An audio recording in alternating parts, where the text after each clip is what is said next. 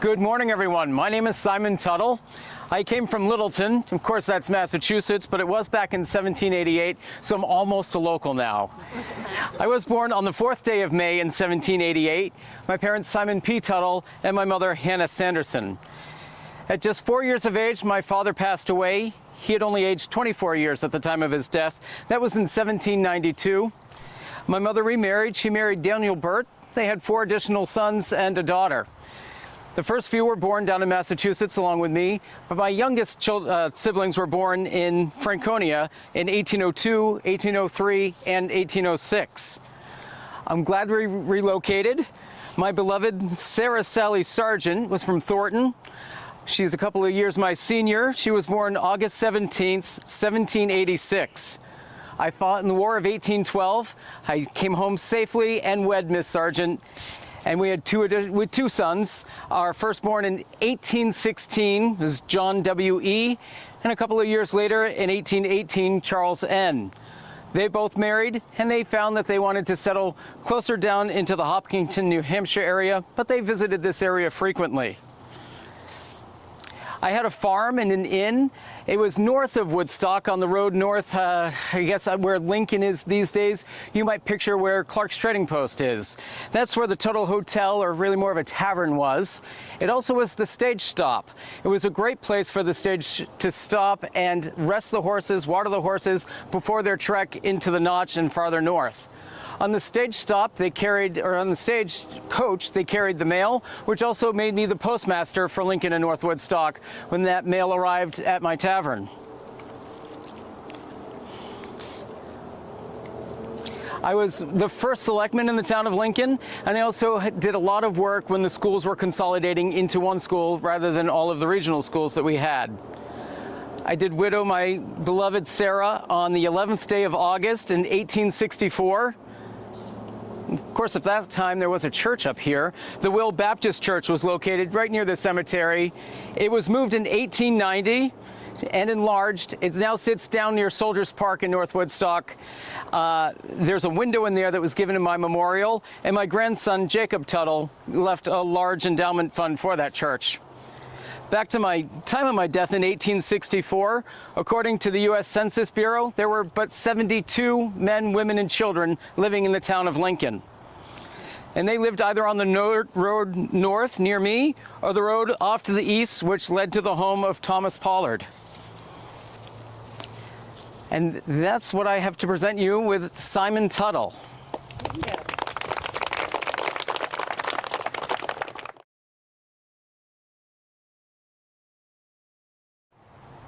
Good afternoon, I'm Tom Pollard.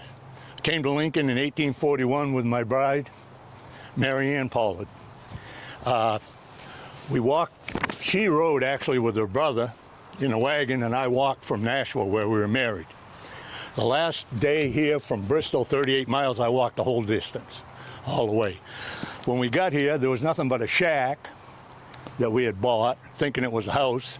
You wouldn't even put a horse in it today. Anyway, we spent the first year there. Never saw anyone for a year. Finally, the second year we were there, a gentleman came by and bought 50 bushels of apples, $5. I felt like a millionaire, real rich. Then as things went on, we built a house. We had 3 kids. Roanne, who's in Woodstock, she was married to Brown. They had 12 children. Dura Pollard, and Dura got his name Dura Pratt Pollard from the preacher who married us in Nashua, whose name was Dura Pratt. Well, Dura Pratt was the boy, and he had 3 children. And then William was my great-grandfather.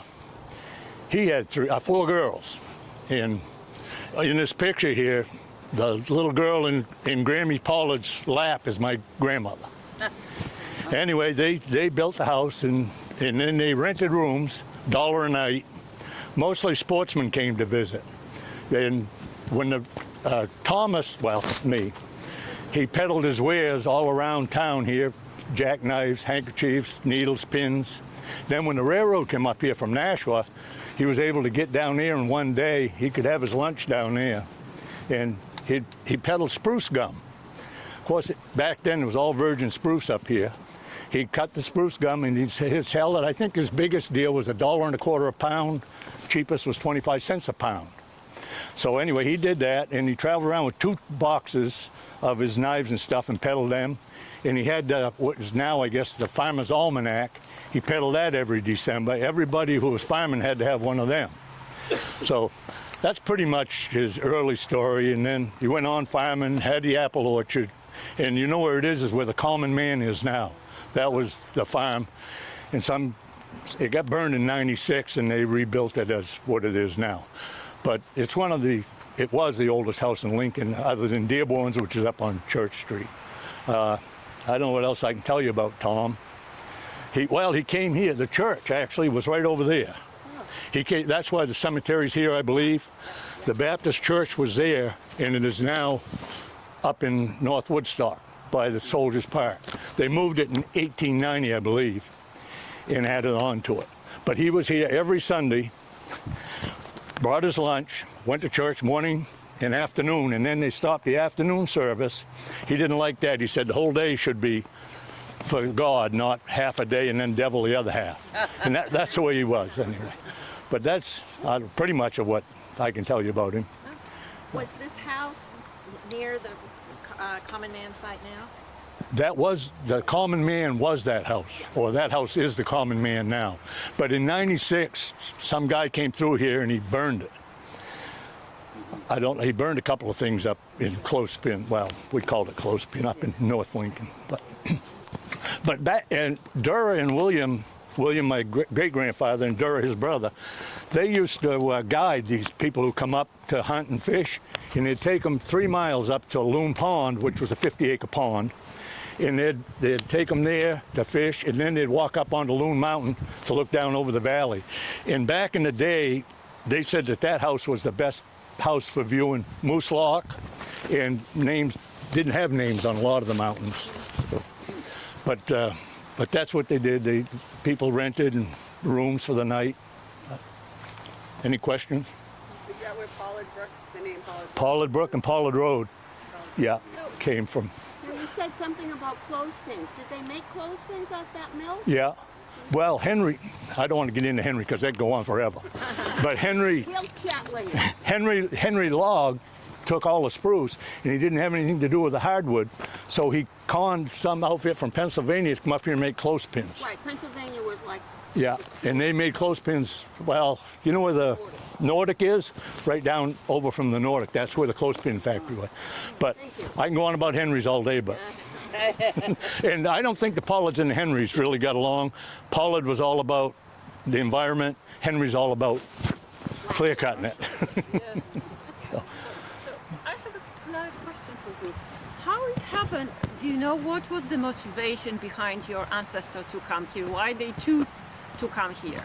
To come to Lincoln? Yes. That's a good question, because they were in Nashua. The Pollards originally were from Billerica, Mass. Tom somehow came into New Hampshire, Nashua, New Hampshire. And it says in the history that when him and Mary Ann married, they set their eyes to the north, and they came up here, probably to get away from all that, like everybody still does today. I don't know, though. But.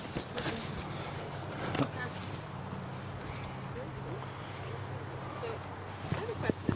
You had mentioned that the house was a shack, and it wasn't like, did they know what they were buying? No, I don't think they did. Oh, okay, so they just heard there was a property up there with a house on it, and they purchased And it? they ended up staying in that for a year, or maybe more than a year, probably weathered it in some. But they said in the history that the wind, the snow, the rain, everything blew right through it. Oh, my God. And so, Wow. How old were they when they died? How? I think they're in their 80s. Tom was 84. Mary Ann was 88. Mary Ann, I think she was 10 years older than Tom. And then this is William, that's my great-grandfather. And I have other relatives back there too, Stricklands. But the Pollards, Related. Okay, very good. the Stricklands, well, it came down through, I better not go on here too long, but the Stricklands, Donahues, Conns, Dorans, Donahue, Conn, Doran, there was one other one too. But there's not many of them here now. My mother's still here. She's 97. She was a Strickland.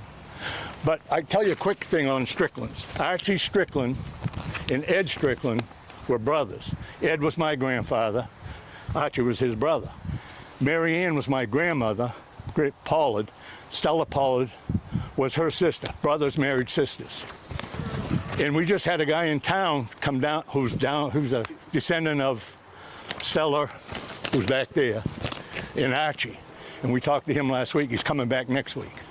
He's in Missouri. And there's rules been here that are related to us. They're from, where are they? I think they were from California. They're down with the Pollards. But Roanne had 12 kids.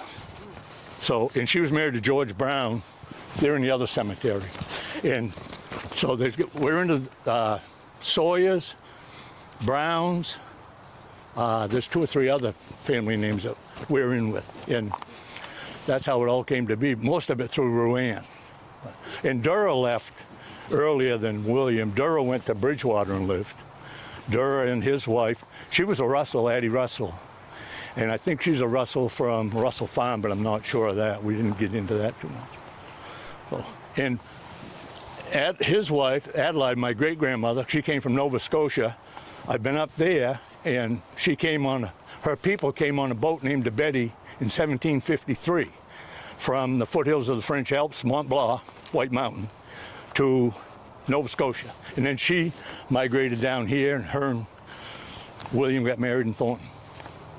But originally, the immigration was from England, Little Ireland, no Italian names, you know, no Eastern European names. It's all English, basically. Well, Venat, she was Adelaide was a Venat. It's French. A lot of French Canadians. And they went up the Rhine River to Germany and then came over in that boat, the Betty, her people. Thank you, Tom. Thank you. Oh, I gotta cut it.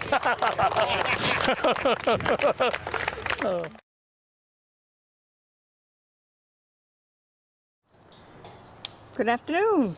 My name is Nellie Bryant Russell. These are some of the family members here. I was born in 1873 in Woodstock. Passed away at age 24 at 1898. I was a school teacher. Went to school in New Hampton. Didn't know there was a school back then. 1890. Taught school at the Gore. Very religious. I attended Christian Connections. Was an organist at the Free Will Church. I played violin. I also painted. I had a lot of paintings that I left behind. And I was a leader in the Ladies' Aid Society for a good while, too. Performed in theatrical and musical events, especially with the church. Had 5 siblings. 2 of them were lost in 1862 of scarlet fever. Parents were George F. and Belinda, who owned the Russell home on Main Street in North Woodstock, which, if you want to take a look at it, it's it's at the location where the old liquor store and old post office was. There's a cafe there now, and it was a good long running. My parents owned it, and then my sister Jenny took over the Russell house afterwards. Grandfather George was a minister at the Free Will Church here, when it used to be here, before it was moved to North Woodstock. And it stood at this site, as we know, since 1890. great-grandfather Joseph moved to Peeling, the old Woodstock. Well, Peeling was Woodstock. He was a captain in John Willie's Company 3rd Regiment in the War of 1812. There's really not a whole lot to Nellie Bryant Russell since she passed away at age 24. So From what? it said a long illness. That was all I could ever come up with. And it said that people used to come and visit her a lot because, you know, to try to cheer her up. And they said that she was really quite jovial during her illness. So I thought, good girl, right? And this is a clipping that I found from a copy from a newspaper in 1923 that shows the Russell House and Mount Adams and some garage in Bridgewater. So I just thought it was kind of neat to have. So. You might want to add about Russell Mountain, Russell Pond, Russell Campground, obviously named after Russells. There were many Russells. So were they named after these Russells? We don't know. There's some Russells up at the cemetery up in North Lincoln too. So we don't know. So we really can't say that. If I knew it was for certain, I would, but I don't. So. How about the paintings? Do you still have That I never could find anything about her paintings. I don't know. I wish I could, you know, just to see. I'm positive that someone houses or homes, they are still here. They could be. Yeah. They could be. I have no idea. Do you know if she trained at anybody? She studied art here?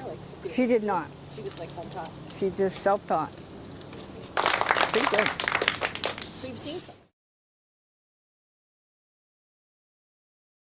Okay. Isn't it just amazing to think that just over 2 centuries ago in this area of the Western White Mountains, not too many settlements at all. Peeling slowly but surely started to be settled, and the Thornton Gore, a few farms, few small mills in the early 19th century. But of course, as the 19th century went on, the Industrial Revolution really was taking momentum. Cities needed raw material, populations were growing, and a lot of that raw material coming out of the White Mountains and other areas of the United States, transportation needed to be changed. And that transportation, what was the game changer? The railroad. So as the railroad, the Boston, Montreal, and Concord Railroad made its way up to Plymouth and eventually was in this region. But it wasn't just finished material and raw material that's being taken south or north, however you're looking at it. People got to move, and a lot of people. People actually got to come to the White Mountains and visit. And you had vacationers. It wasn't just for the ultra-rich, so to say, but pretty much a day journey from Boston, and you could be here. And that is where I come from, where I come in. I am Stephen Sharon, and I built one of the first boarding houses in the Western White Mountains. It was just up at the intersection here in North Woodstock on the southwest corner at the height of land. You had beautiful views of Flume and Liberty, and that is where I lost my train of thought. So how did I get here? Born April 14th, 1843. My sister got married and moved up here with her husband. I just followed soon afterwards. And then while I was here, when I was 21, I joined the 18th Regiment for New Hampshire during the American Civil War. Didn't see any combat, and thankfully came back up here. And then I met my future wife, Abigail Russell. She was the daughter of George and Sally Russell. And then 4 years later, we married in 1858. 1859, we had our first daughter, Florence, and then we had our son, William, and then we had Lizzie, and then Lily. We operated the Mountain View with enough room to have 50 guests stay every summer. And that is the way that ran for a while, and it was just the beginning of the hospitality industry in the Western White Mountains, where you had timber, obviously, as mentioned before with J.E. Henry, that industry was really taking off, but then you had so many other homes. And running the Mountain View House was in our blood, and it really was. As in Abigail's family, you had two of her brothers helped run two other boarding houses, and then eventually our son William was actually one of the proprietors of the Deer Park Hotel as well. And as we did, as I said, it was basically, really in the family. It really was. As our youngest daughter, Lily, this is where she got married, was the Mountain View House. And it was on Thanksgiving Day in 1897. It was a Thanksgiving Day wedding. 2 p.m. we had dinner, and at 8 p.m. is when her uncle married her. But unfortunately, when she and her husband left to go live in Everett, Massachusetts, she passed away that next February. And she is now buried right here next to her mother. But life obviously went on, and we still lived and took care of the Mountain View House until my death in 1912.